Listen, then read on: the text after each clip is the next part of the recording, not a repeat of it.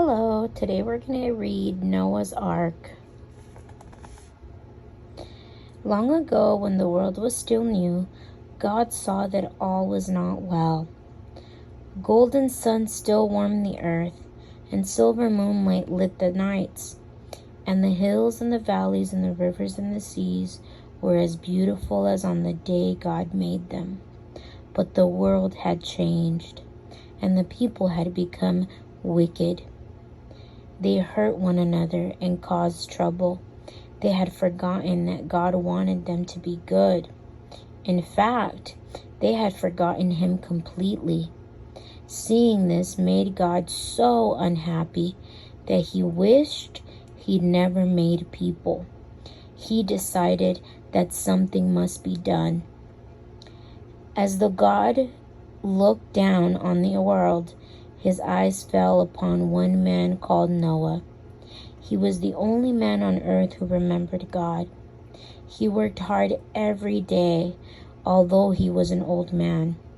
Noah's wife, 3 sons, and his 3 sons' wives all worked very hard also. They were happy, kind to each other, and good to their neighbors, even though they received no kindness in return. They lived a good life, and it was the sort of life God had hoped all people would live when He created them.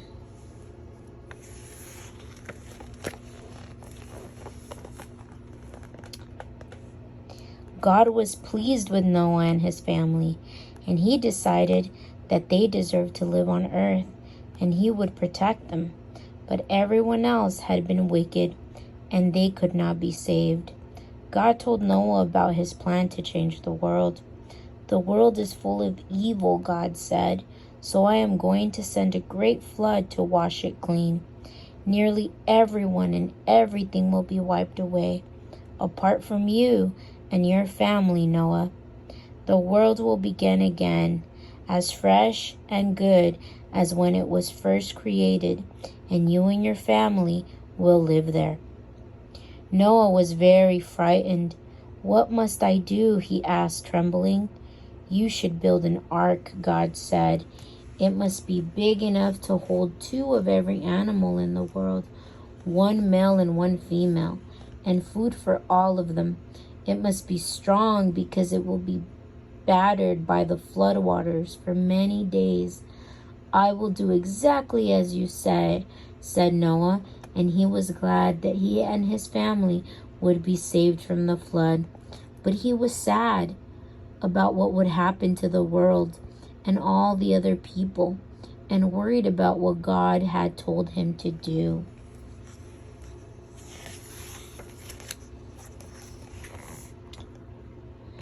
So, how can I build such an ark? I'm not a shipbuilder, said Noah to himself. And how can I collect so many animals? God expects so much of me, and I'm afraid I will fail. But God wouldn't let Noah fail. He was there beside Noah every step of the way, helping him and telling him what to do. Noah and his sons worked hard, chopping, sawing, sanding, and hammering until gradually the ark took shape. While Noah worked, God spoke to him. It will rain for 40 days and 40 nights, and the land will be covered with water. But you, Noah, will be safe in the ark. As Noah and his sons worked, their neighbors watched from a distance. What are you doing, Noah? They asked, laughing at him. Why do you need a boat when the sea is miles away? And Noah heard them laughing, but he didn't listen, and he kept building. After many weeks, the ark was finished. It was taller, longer, and stronger than any boat that there had ever been.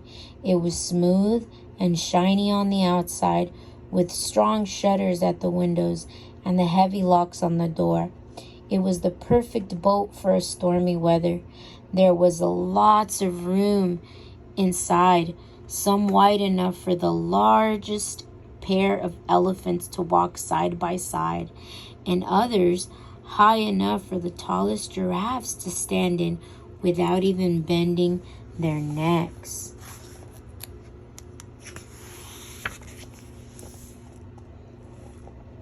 All of a sudden, dark clouds appeared in the sky and thunder rumbled.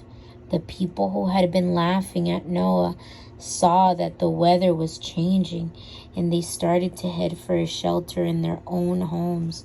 Perhaps Noah isn't such a fool after all, they said. There's a storm coming, and he'll be safe and dry inside the ark.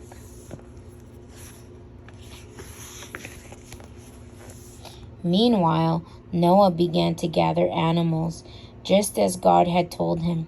He found a male and a female of every creature on earth that hopped, walked, crawled, and flew. There were giant elephants and tiny mice, stripy zebras and spotty leopards, singing birds and hissing snakes, and all the other animals of every shape and size.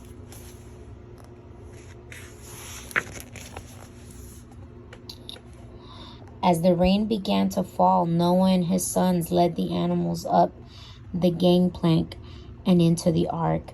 "We don't have much time," said Noah, and the sky turned black and the rain fell harder, and Noah's wife, his sons and their wives made sure all the animals were safely on board. Then they went into the ark with one last glance at the world he loved, and Noah went inside too, and he shut the heavy door behind him.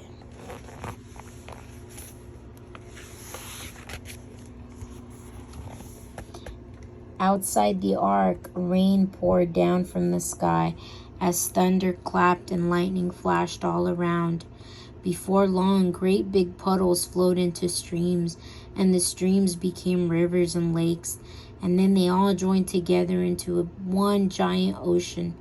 There was no more land, and the floodwater reached over even the tallest mountain, and the homes that had once been safe and dry were gone forever. And Noah and the animals watched through the windows, safe and dry inside the ark. For 40 days and 40 nights it rained, and the ark was pulled and it was pushed up and down, to and fro on the rainwater ocean. Inside, the animals were frightened, and Noah did his best to calm them. He trusted God and knew that all would be well in the end.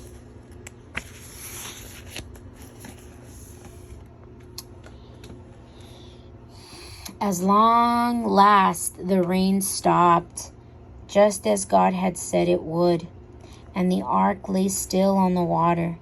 Then strong winds began to blow, and little by little the water level dropped, and the tips of the mountains appeared, and soon the ark came to rest on a mountain called Ararat, and it seemed that the ark's journey was over. Noah watched from the window as more land appeared from below the water.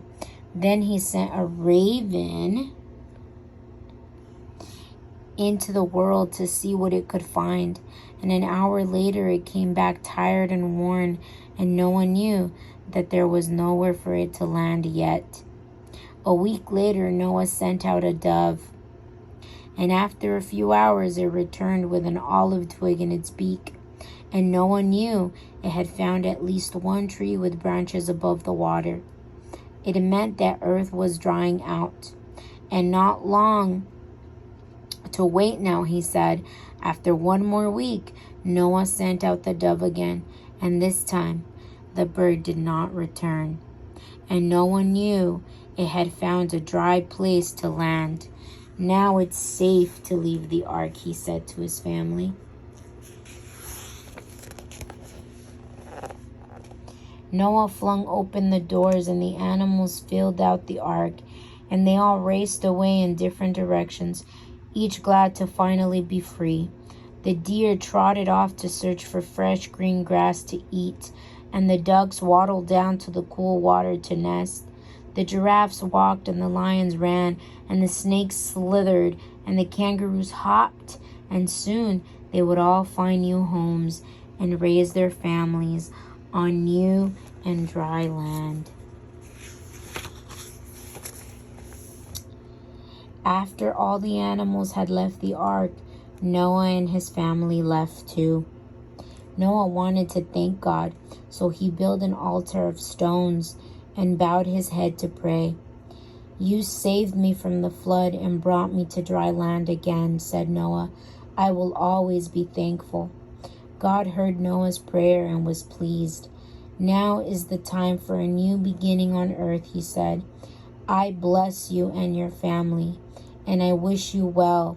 You must have lots of children, so the world will be filled with people again. All of the earth's riches belong to you, and you must take care of them."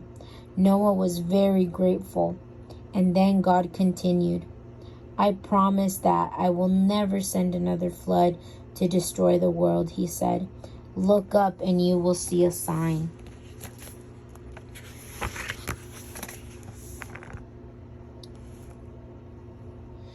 Noah looked up at the sky, and the gray storm clouds drifted away, and bright rays of sunlight shone for the first time since before the flood.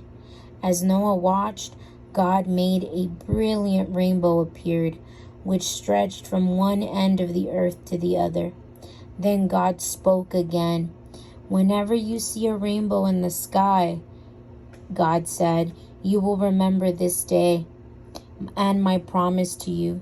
Now, Noah, go and begin your new life." Full of joy and thankfulness, Noah joined his family and the new world. Now, when we see the rainbow in the sky, we remember God's promise to Noah.